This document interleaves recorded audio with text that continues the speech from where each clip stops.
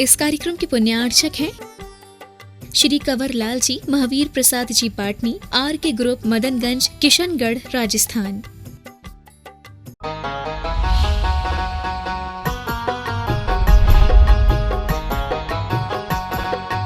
श्रीवर्धमानाय निर्धूतकलिलात्मने सालोकानां त्रिलोकानां यद्विद्यादर्पणायते।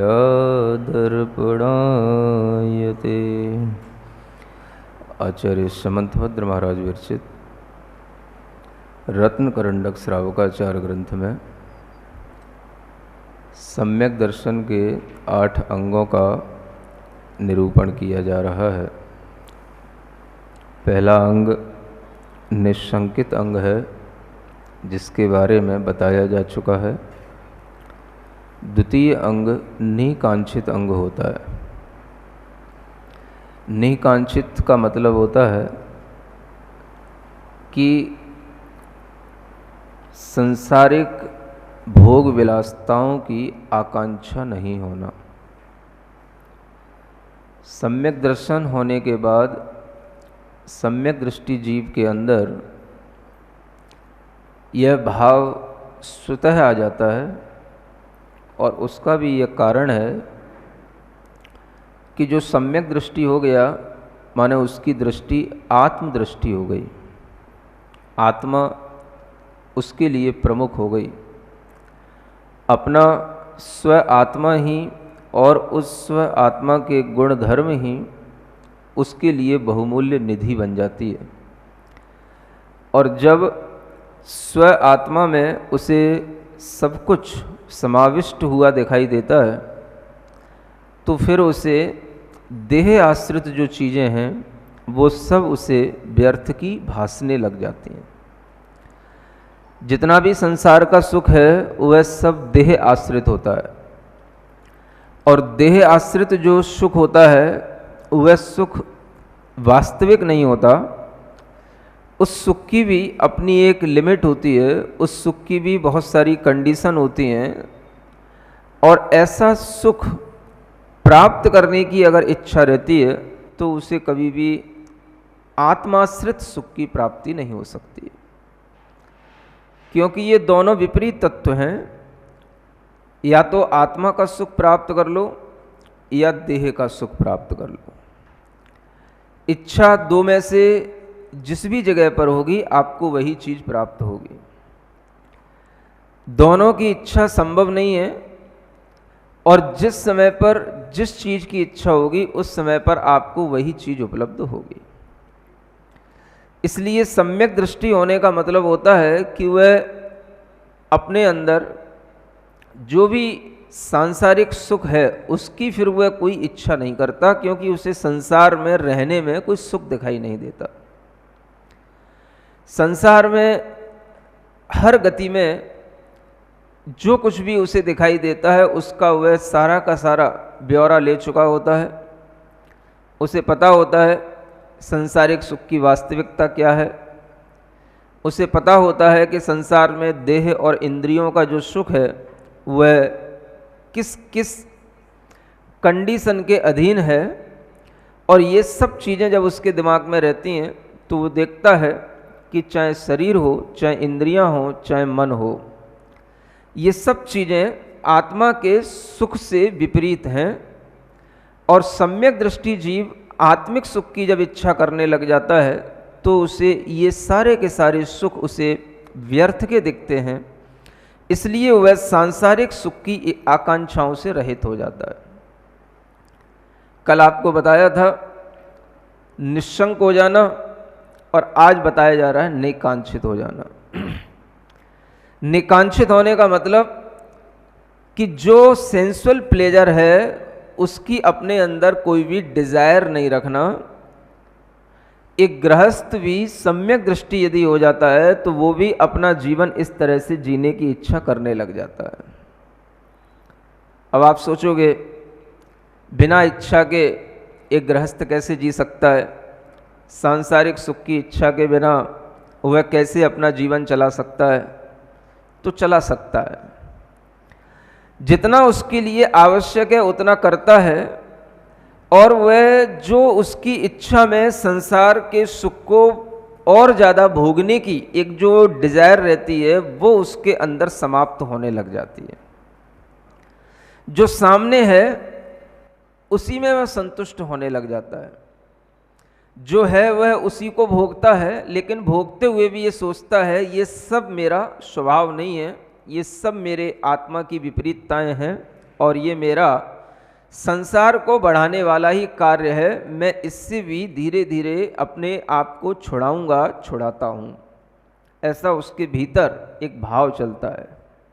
इसके भीतर जो सम्यक दृष्टि होगा, क्योंकि उसे पता है कि यह आत्मा की चीज़ नहीं है, और इस आत्मा के विपरीत जिस चीज़ में हम अपने जीवन को लगा रहे हैं ये मेरे लिए हानिकारक ही है, और इससे मेरी तृष्णा ही बढ़ती है, इससे मेरा दुख ही बढ़ता है। इसलिए इससे सुख प्राप्ति की इच्छा नहीं है।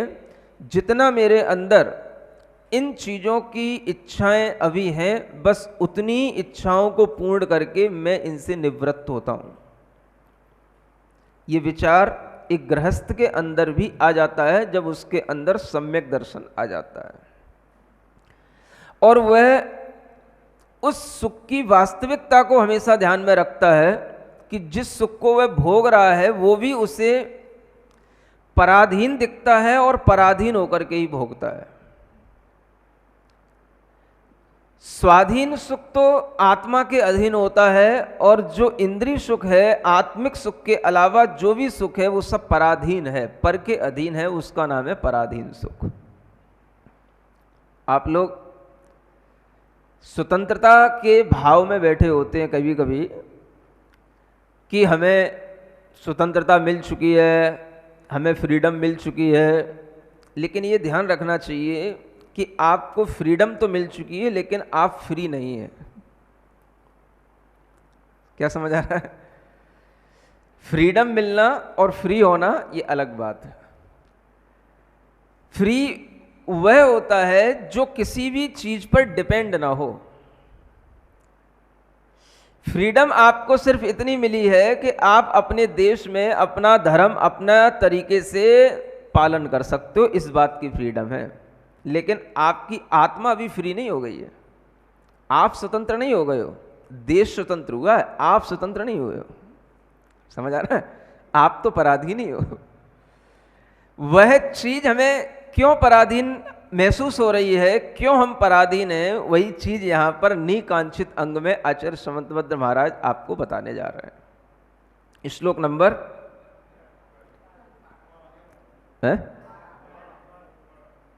12। कर्म परवशे शांते दुःखैरन्तरितोदये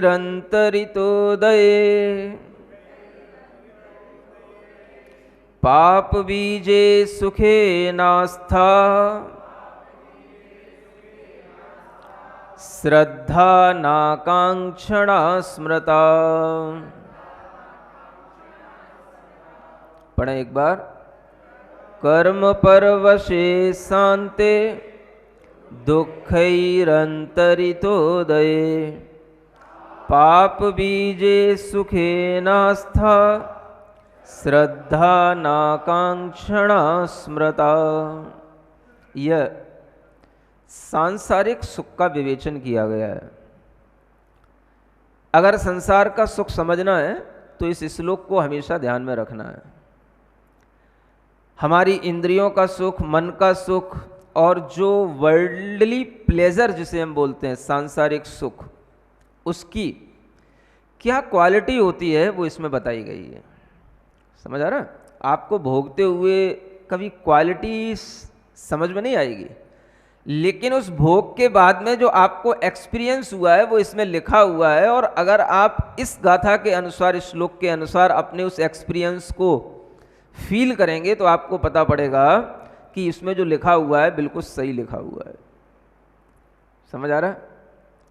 सांसारिक सुख की आकांक्षा क्यों नहीं करना, पहले लॉजिक बताया जाएगा, उसके बाद में उसके प्रति एक अनास्था आपके अंदर पैदा की जाएगी कि इसलिए इसके प्रति अपना विश्वास, अपनी आस्था, अपना डिवोशन इस सांसारिक सुख के प्रति नहीं रखना। क्यों नहीं रखना? तो पहले आपको कारण बताए जा रहे हैं। समझ आ रहा है? लॉजिकली हर बात होती है यहाँ पर, विदाउट लॉजिक कुछ नहीं होता है। सबसे पहला लॉजिक दिया जा रहा है, जो भी सांसारिक सुख है, इंद्रियों का सुख है, कर्म परवशे। किसके वश में है? हमारे वश में नहीं है, कर्म के वश में है। कर्म करे सो होए रे। समझ आ रहा है? कर्म के पराधीन है। अगर कर्म अच्छे हैं तो इंद्रिय के सुख मिलेंगे, और अगर कर्म अच्छे नहीं है तो इंद्रिय के सुख भी प्राप्त नहीं होंगे। मतलब आत्मा सुख लेने की इच्छा कर रहा है, लेकिन अगर आत्मा के पास में अच्छे कर्म का फल नहीं है और अच्छे कर्म उदय में नहीं है, तो आत्मा को इस संसार के सुख भी मिलने वाले नहीं है। तो सांसारिक सुख की पराधीनता किससे हो जाती है? कर्म परवशे, कर्म के पराधीन है। हमारे सभी सुख किसके अधीन है? कर्म के अधीन है। कैसे हैं? जब तक आपके लिए असाता वेदनी कर्म का उदय नहीं आ रहा, आपके शरीर में रोग नहीं होगा। जब आपके शरीर में असाता वेदनी कर्म का उदय आ जाएगा, कर्म के उदय के कारण से आपके शरीर में रोग घर में बैठे बैठे भी हो जाएगा। समझ आ रहा है? आप चाहे कितने ही मास्क लगाओ, और चाहे अपने आप को कितना ही स्टेरलाइज करो, और चाहे आप घर के तहखाने के अंदर बैठ जाओ, आपके लिए वह रोग होगा तो दूसरे कारणों से कम, अपने भीतरी कारणों से ज्यादा होगा। और भीतरी कारण सबसे बड़ा है असाता वेदनी कर्म का उदय। समझ आ रहा है? जब ऐसे कर्म का उदय आता है तो अच्छा खासा स्वस्थ व्यक्ति भी बीमार दिखाई देता है, पड़ जाता है। इस असाता वेदनी कर्म के उदय के साथ में एक कर्म और होता है जिसे कहते हैं अंतराय कर्म का उदय। भोग अंतराय कर्म का उदय होता है, उपभोग अंतराय कर्म का उदय होता है। अगर इन कर्मों का उदय आ गया तो आपके सामने भोग सामग्री तो होगी, लेकिन आप उसे भोग नहीं पाओगे। क्यों नहीं भोग पाएंगे महाराज? आपके मुंह में कुछ ऐसी बीमारी हो जाएगी कि वो मुंह में आपके लड्डू जाएगा नहीं।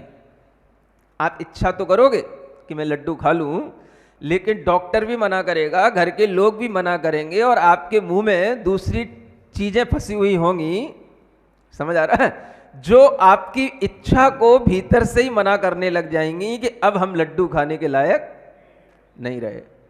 लड्डू तो छोड़ो, अब हम रोटी खाने के भी लायक नहीं रहे। जो केवल लिक्विड है वो आपके गले में डाला जाएगा, बस उससे आपको अपना अब काम चलाना है। क्योंकि भोग अंतराय कर्म का उदय है, इसके कारण से आपके मुंह में, आपके पेट में ये बीमारी हो गई है, इसलिए आप खा नहीं सकते हो, सिर्फ देख सकते हो। जो खा रहे हैं उनको देख सकते हो, सामग्री को देख सकते हो, उस सामग्री का जो भोग कर रहे हैं उनको देख सकते हो, लेकिन आप नहीं भोग उसका कर सकते हो। भाई मैंने ही तो सब बनाया है, मैंने ही तो सब कमाया है। कमाया होगा, बनाया होगा, लेकिन आपके अंतराय कर्म अब आपसे कह रहे हैं आप सिर्फ देखो, आप इसका भोग नहीं कर सकते हो। मैंने ही तो सब इसको तैयार किया था, मेरे ही कारण से तो ये सब हुआ था, हुआ होगा, लेकिन आप अभी भी मान लो, समझ लो, भीतर से अपने आप को स्वीकार कर लो कि आपके भोगंतराय कर्म का उदय चल रहा है, असाता वेदनी कर्म का उदय चल रहा है। इसलिए आप इन चीजों का भोग नहीं कर सकते, इन चीजों का उपभोग नहीं कर सकते। समझ आ रहा है? ये क्यों हो गया? सब कुछ तो था, इच्छा भी है, पैसा भी है, सब हमने तैयार करके भी रखा है, लेकिन ये बीच में व्यवधान क्यों आ गया? अब बताओ हमको क्यों आ गया? इसको बोलते हैं कर्म परवशे। किसके कारण है? हम कर्म के अधीन हैं। समझ आ रहा है? जो व्यक्ति थोड़ी ही देर पहले अच्छा खासा बातचीत कर रहा है, सब कुछ अच्छा खासा अपना व्यापार भी कर रहा है, जीवन जी रहा है, थोड़ी ही देर में उसे कुछ भी अटैक आ जाता है, कुछ भी उसके ब्रेन में हेमरेज हो जाता है, कुछ भी जो है उसका हार्ट में प्रॉब्लम आ जाती है, और वह सब कुछ एक अपाहिज की तरह वहीं पर पड़ा रह जाता है। किसके कारण से? बोलो तो। भगवान भगवान, अरे भगवान की औलाद हो, ये भगवान भगवान करना अब छोड़ो। समझ आ रहा है? किसके कारण से? कर्म के कारण से। हम किसके अधीन हैं? भगवान के। किसके अधीन है? कर्म के। समझ आ रहा है? अगर आप ज्ञानी बन रहे हो तो आप ज्ञानी बनो, है ना? ज्ञानी क्या बोलता है? हम किसके अधीन हैं? कर्म के अधीन है। समझ आ रहा है? और अज्ञानी क्या बोलता है? हम किसके अधीन हैं? भगवान के अधीन है। तो अब आप कौन हो? ज्ञानी हो ना? हाँ, ज्ञानी को ही, ज्ञा को बहुत से लोग ज्या बोलते हैं, ज्ञानी को भी ज्ञानी बोल सकते। ज्ञानी तुम किसके अधीन हो? बोलो बोलो, किसके अधीन हो? कर्म के अधीन हो। हमेशा ध्यान रखो। समझ आ रहा है? हमारी सत्ता कर्म की सत्ता है, और कर्म का फल ही हमारी आत्म सत्ता से जुड़ा हुआ है। इसलिए हम जो अधीन हैं वो किसी दूसरे के नहीं है, अपने ही कर्मों के अधीन हैं। ये कहा जा रहा है कर्म परवशे। समझ आ रहा है? तो जितना भी हमारा सांसारिक सुख है, मतलब ये हो गया जो वर्ल्डली प्लेजर है, इट इज ऑल डिपेंडेंट। समझ आ रहा है? ये सब कैसा है? डिपेंडेंट है। और किस पर डिपेंड है? तो depend on the fruits of karmas. कर्मों के फल पर यह डिपेंड हो रहा है। समझ आ रहा है? जब तक कर्म अच्छे हैं आप भोग उपभोग कर सकते हो, उठना बैठना चलना फिरना कर सकते हो। जिस दिन कर्म का खराब फल मिलने लगेगा, जहां हो वहीं ढेर हो जाओगे। ढेर होना समझते हो ना? जैसे आतंकी जहां होते हैं वहीं ढेर हो जाते हैं ना, ऐसे ही जब कर्म का उदय आता है तो आदमी जहां है वहीं पड़ा रह जाता है, कुछ नहीं होता। समझ आ रहा है? सब कुछ अच्छा चल रहा हो, लेकिन अचानक से आदमी जब सुबह उठता है, मेरी कमर दर्द हो रही है, मेरी गर्दन ही सीधी नहीं हो रही है, क्या हो गया है, उठा ही नहीं जा रहा है। शाम को अच्छा भला सोया था और सुबह देखते ही उससे उठा ही नहीं जा रहा, करवट ही नहीं बदली जा रही। किसके अधीन है? बोलो, किसने ऐसा कर दिया? कर्मों ने। समझ आ रहा है? तो कर्म की सत्ता समझो। सबसे बड़ा बलवान इस दुनिया में कोई है तो वह कर्म है। भगवान भगवान कुछ नहीं होता। सबसे बड़ा बलवान कौन है? कर्म। उस कर्म के ही कारण से सबको सब कुछ अच्छे या बुरे फल मिलते हैं। तो ये कर्म परवशे पहली शर्त है सारे के सारे सुखों की। दूसरी शर्त है शांति। जितना भी सांसारिक सुख है सब अंत से सहित है, हर चीज का अंत हो जाता है। सांसारिक कोई भी सुख हो हमेशा नहीं बना रहता। जिस समय पर हम उस सुख का उपभोग करते हैं बस वो उतने ही समय तक हमारे साथ रहता है, उसके बाद में द एंड, बोर्ड अपने आप लग जाता है। नहीं समझ आया? खाने पीने से ही समझ में आएगा तुमको। जब भी कोई रसगुल्ला कचौड़ी कुछ भी खाते हो, समझ आ रहा है? जिस समय पर मुंह में रख लिया उस समय पर तो आपको टेस्ट आ गया, और जैसे ही मुंह के नीचे गया तो उसका जो सुख था वो बना रहा कि चला गया? बोलो तो। चला गया।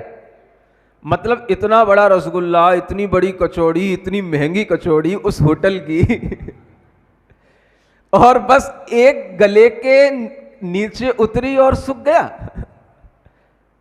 पैसा गया। अब उस सुख को कैसे अपने पास में बनाए रखोगे? दूसरा ले लो महाराज। दूसरा तो ले लिया, लेकिन दूसरे का भी सुख कितनी देर तक रहेगा? वो भी जब तक मुंह में है। समझ आ रहा है? मुंह के नीचे उतरा, इसको बोलते हैं घाटी नीचे उतरा माटी हुआ। समझे? घाटी है ना ये, घाटी। घाटी नहीं जानते हो? कभी घाटियों पे नहीं घूमे हो? हाँ, अमरकंटक नहीं गए कभी? जगह जगह पर जो दूर दराज के इलाके हैं ऐसे घाटी नुमा क्षेत्र होते हैं। कभी उधर छिंदवाड़ा की तरफ जाना, अमरकंटक जाना, इधर कश्मीर की तरफ जाना। समझ आ रहा? जब ये ऐसी कर्व टाइप की रोडें बड़ी लंबी चौड़ी मिलती है, उसको घाटी बोलते हैं। बस घाटी उतरे माटी। जो भी आपने मुंह में रखा, जितनी देर तक रखा है उतनी देर तक तो वो आपको टेस्ट दे रहा है, उतनी देर का ही सुख है। और जैसे ही वो उतरा, सुख गया। हम महाराज बार बार ले लेंगे, बार बार खा लेंगे, बार बार कर लेंगे। अब तुम अगर उस सुख के पीछे पड़ गए तो फिर दूसरा दुख तुम्हारे लिए तैयार खड़ा है। समझ आ रहा है? इसको बोलते हैं, कोई भी सुख अगर हमें मिल रहा है संसार का, किसी भी इंद्री का, तो वह हर सुख क्षणिक ही है, शांत है, अपनी मर्यादा सीमा को लिए हुए है, और हर सुख का अंत होता है। हर सुख हमारे साथ में अपना क्षणिक सुख देकर के हमसे विदा हो लेता है। समझ आ रहा है? इस सुख की वास्तविकता है, फिलॉसफी है। इसको अगर समझोगे तो ही इससे विरक्त हो पाओगे, नहीं समझोगे तो यूं ही अज्ञानता में जीवन गंवाओगे। एक बार अगर हमें सुख की फिलॉसफी समझ में आ जाती है तो उसके बाद में अगर हमें वो सुख भी कभी मिलता है तो उस सुख में आसक्ति नहीं होगी। ठीक है, मिल रहा है, लेकिन पता है कितनी देर का है ये। समझ आ रहा है? आप बैठे हो एसी में, कूलर में, कब तक? जब तक लाइट है। लाइट चली गई, बिल बिलाने लगोगे कीड़ों की तरह। समझ आ रहा है? सुख जितना भी था वो सारा का सारा दुख में परिवर्तित हो जाएगा। सुन रहे हो? हर सुख का इस तरह से अंत होता हुआ देखा जाता है। कोई भी सुख मिले, उस सुख का अंत जरूर है। ऐसा कोई सुख नहीं है जो हमेशा हर समय पर, every time everywhere we may feel that, उसको हम हमेशा अनुभव में ला सकें। ऐसा कोई सुख नहीं है। अगर हम उस सुख की इस वास्तविकता को समझने लग जाते हैं तो आचार्य कहते हैं आप इस सुख की वास्तविकता को समझ करके ही नेकांक्षित बन सकोगे। नेकांक्षित बनकर के भी आप सुख भोग सकते हो। ऐसी कोई बात नहीं है कि आपको सुख से विरक्ति ही करके आपको संसार से हटाया जा रहा हो, ऐसा नहीं है। लेकिन आप अगर सुख की वास्तविकता को समझ करके सुख भोगोगे तो आप उस सुख से ठगे नहीं जाओगे। समझ आ रहा? जिसमें जो चीज नहीं है और हमने वो चीज उससे मान ली, तो हम उस मान्यता के कारण से उससे कभी भी ठगे जा सकते हैं, उससे वंचित हो सकते हैं। और इसीलिए इस सुख को सुखाभास कहा जाता है। क्या बोलते हैं? सुखाभास का मतलब सुख का आभास तो देता है, लेकिन वास्तव में जो सुख होता है वो मिलता नहीं है। समझ आ रहा है? सुख का आभास इसलिए होता है कि हाँ सुख है, सुख है, ये हमारी मेंटेलिटी में रहता है। इसलिए जब वो चीज हमें मिल जाती है तो हमें ऐसा लगने लग जाता है हाँ सुख मिल गया। लेकिन जैसे ही वो मिलता है, उसी के साइड में उससे भी बढ़कर के एक और तृष्णा की लहर हमें खड़ी हुई दिखाई देती है। समझ आ रहा? कैसी लहर? तृष्णा की लहर। वो क्या कहती है? इससे भी अच्छा ये होगा, अगर हम ये पालेंगे तो हमें इससे भी ज्यादा और सुख मिलेगा। वो आपको भीतर ही भीतर कह देती है। समझ आ रहा है? इसको बोलते हैं लहर जहर की आवे। किसकी लहर आती है? जहर की लहर आती है। समझ आ रहा है? फिर तीसरी क्वालिटी बताई जा रही है, दुखई अंतरितोदये। कोई भी संसार का सुख है, हमेशा सुख ही सुख नहीं रहता, उस सुख के बीच में दुख भी मिक्स रहता है। दुख से वह अंतरित माने मिला हुआ ही सुख मिलेगा आपको हमेशा। क्या समझ आ रहा है? अब हर चीज का सुख आप देखो, चाहे मान लो खाने का सुख है, जब आप भोजन कर रहे होते हो तो उस समय पर भी आपको दुख होता है कि नहीं होता है? अब इतनी आसक्ति से खाओगे कि दुख की भी अनुभूति ना हो तो बात अलग है।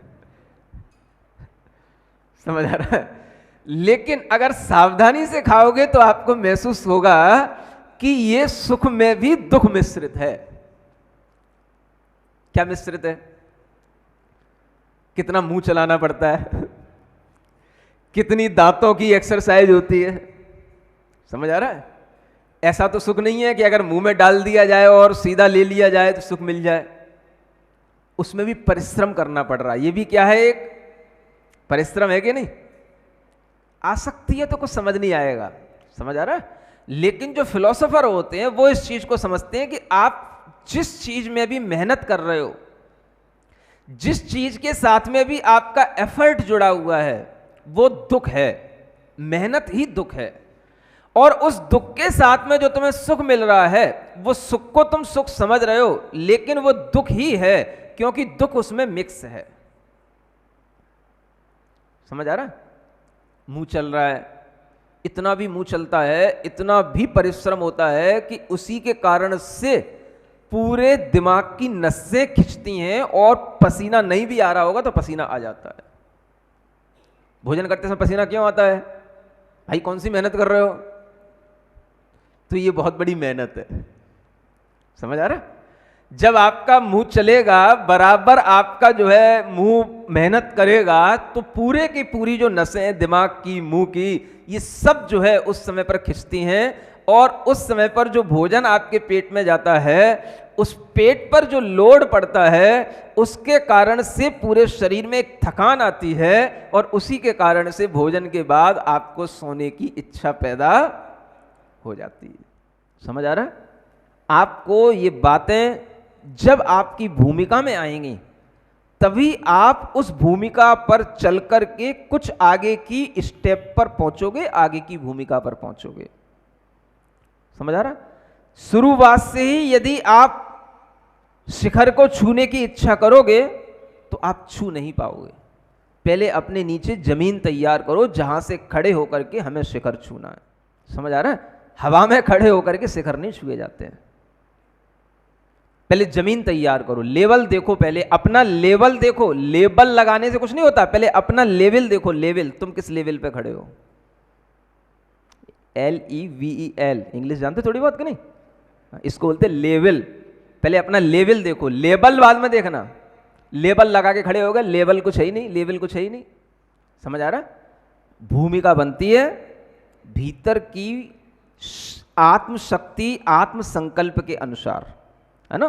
तो जब ये भूमिका बनेगी तब आपके अंदर ये निकांक्षित अंग आएगा। जब निकांक्षित अंग आएगा तभी आपके अंदर आगे के और अंगों में अपने आप प्रवाह होने लग जाएगा। सुन रहे हो? तीसरा अंग है निर्वचिकित्सा अंग। कौन सा? थोड़ा उसको भी पढ़ लेते हैं, है? स्वभाव तो सुचौकाए रत्नत्रय पवित्रिते निर्जुगुप्सा गुणप्रीतिर मता निर्विचिकित्सिता। पढ़ो एक बार। स्वभाव तो सुचौकाए रत्नत्रय पवित्रिते मता निर्विचिकित्सिता। ये तीसरा अंग है निर्विचिकित्सा अंग। क्या कहता है? हमें कभी भी किसी को भी देख करके घृणा नहीं करना। किसी को भी देख करके क्यों नहीं करना? अब हमें आत्मा का भी स्वरूप समझ में आने लगा, शरीर का भी स्वरूप समझ में आने लगा। शरीर सबका एक जैसा ही होता है। घृणा की बात क्या हो गई? जैसा मेरा शरीर है वैसा ही दूसरे का शरीर है, जैसा दूसरे का शरीर है वैसा ही मेरा शरीर है। घृणा नहीं करना। अगर आपको उस शरीर में घृणा करने का अभाव होने के बावजूद भी कभी उस शरीर के प्रति ये भाव आए कि आखिर कौन सा शरीर ऐसा है जो पूज्य होता है, तो आपकी दृष्टि में आत्मा के गुण आने चाहिए। जिस शरीर के अंदर रहने वाली आत्मा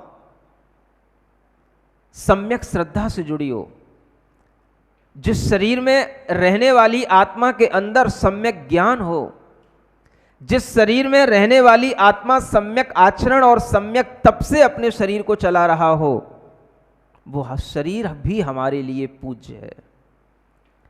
वैसे तो वो शरीर अशुचि है, अपवित्र है, इम्प्योर है, लेकिन रत्नत्रय पवित्र थे।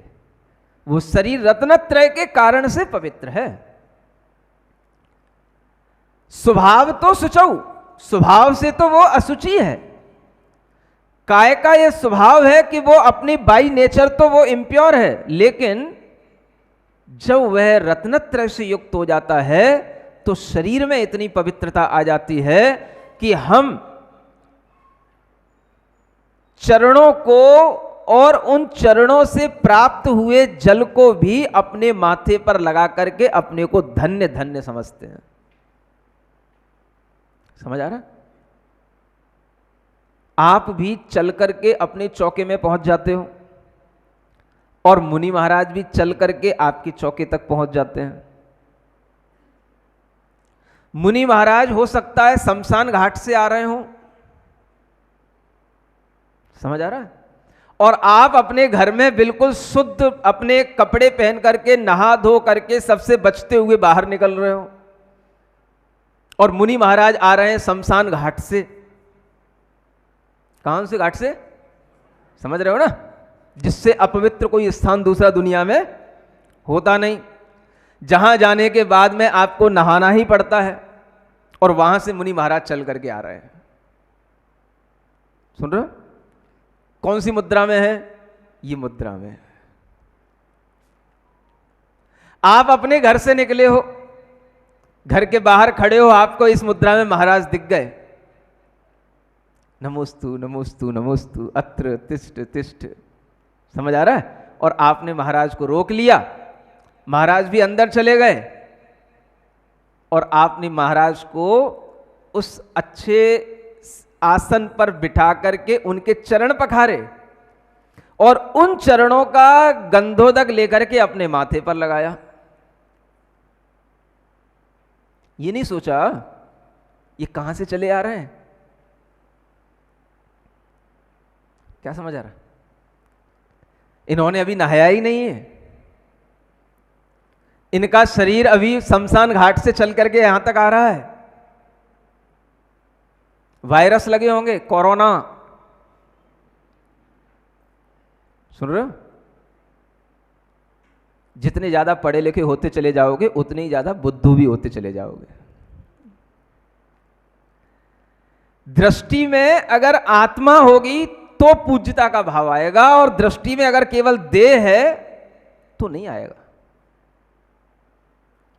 वही व्यक्ति जो खुद नहा धो करके बाहर आकर के खड़ा हुआ है, वही व्यक्ति मुनि महाराज के चरण को पोंछ रहा है, धो रहा है, और अपने आप को पवित्र कह रहा है, और कह रहा है मेरा घर पवित्र हो गया, मेरा चौका पवित्र हो गया, आप यहां बैठ गए, स्थान पवित्र हो गया। ऐसा क्या हो गया भाई? ऐसा क्या हो गया? जन्म से कब से जन्मों से तो नहाया नहीं, ऊपर से शमशान घाट से चले आ रहे हैं, न कोई स्टेलाइज किया न कुछ किया। समझ आ रहा है? और वो व्यक्ति बड़े श्रद्धा भाव के साथ में उन चरणों का गंधोदक लेकर के अपने सिर पर लगाता है, और फिर बाद में पूजा करता है और कहता है मेरा घर पवित्र हो गया। किसको समझ में आएंगी ये बातें? आज के वैज्ञानिकों को? किसको समझ में आएंगी? ट्रंप को कि प्रधानमंत्री को? किसको समझ आएंगी? किसी को नहीं आएंगी बात। समझ आ रहा है? हाँ, जिन लोगों के पास में केवल देह की बुद्धि है उन्हें कुछ समझ नहीं आएगा। ये क्यों इतनी पवित्रता आ गई? इस पवित्रता का कारण क्या है? रत्नत्रय पवित्र थे। Right belief, right knowledge, right conduct, ये जो ट्रिपल ज्वेल्स जो उनके अंदर हैं, इसके कारण से कोई भी कोरोना उनको इफेक्ट नहीं कर सकता है, और जो उनके इफेक्ट में आएगा उसके लिए भी कभी अपवित्रता नहीं हो सकती, वो हमेशा पवित्र ही बना रहेगा। समझ आ रहा है? ऐसे ऐसे रिद्धिधारी मुनि महाराज होते हैं जिनके शरीर की हवा भी अगर आपको लग जाए ना, तो सांप का काटा हुआ अगर जहर भी चढ़ा हो तो वो भी उतर जाएगा। हाँ, बड़े बड़े कैंसर और बड़े बड़े बीमारियां अगर उन महाराजों की हवा इधर आ जाए तो ये कोरोना भी कहीं का कहीं चला जाएगा। समझ आ रहा है? हाँ, इतने रिद्धिधारी मुनि महाराजों की, जब एक बार मैंने आपको मंत्र जाप में एक ध्यान करवाया मैंने रिद्धिधारी मुनि महाराजों को, उसमें बताया उनके शरीर का मल भी रिद्धि का काम करता है, औषधि का काम करता है। समझ आ रहा है?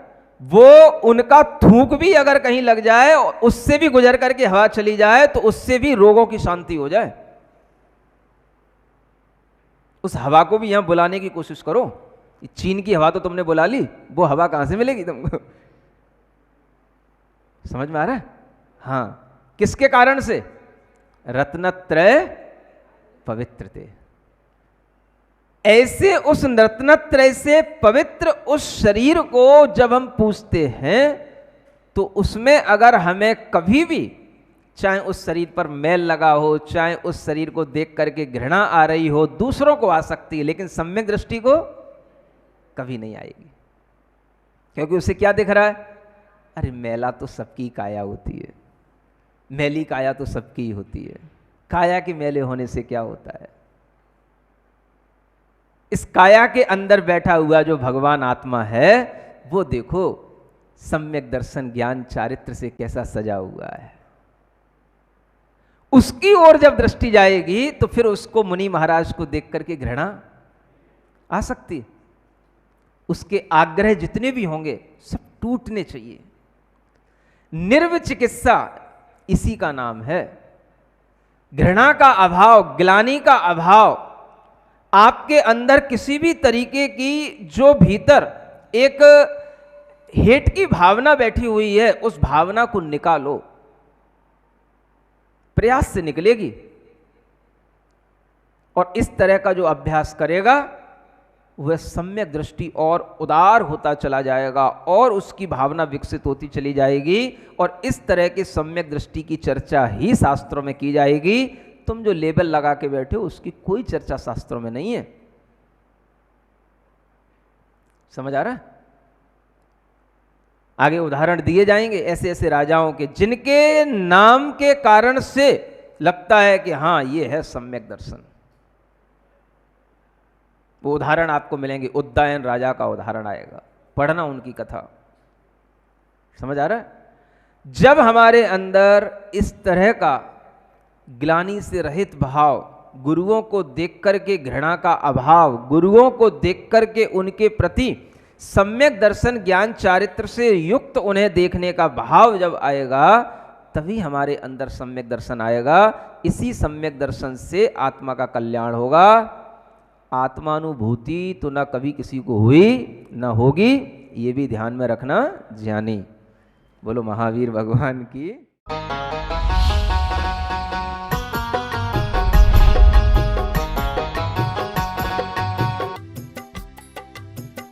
इस कार्यक्रम के पुण्यार्चक थे श्री कंवर लाल जी, महावीर प्रसाद जी पाटनी, आर के ग्रुप, मदनगंज, किशनगढ़, राजस्थान।